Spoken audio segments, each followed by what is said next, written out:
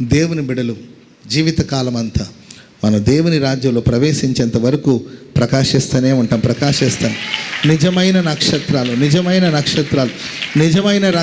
నిజమైన స్టార్స్ మనమే. ఆమె చెప్పండి గట్టిగా.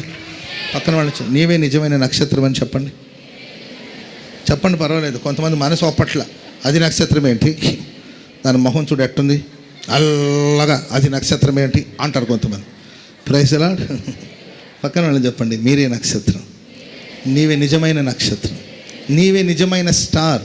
Praise the lord. హల్లెలూయా, హల్లెలూయా.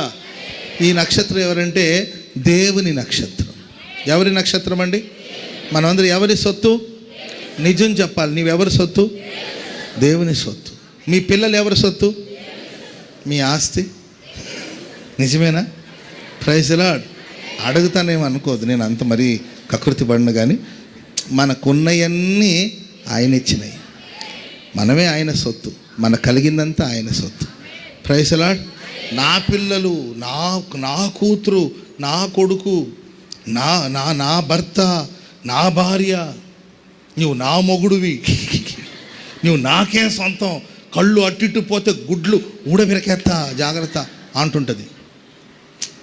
నిజమే, నీ భర్తే నీ భార్య అయి ఉండొచ్చు, నీవైనా నీ భర్త అయినా నీ పిల్లలైనా అందరూ దేవుని నక్షత్రాలు. ఆమె చెప్పండి గట్టిగా.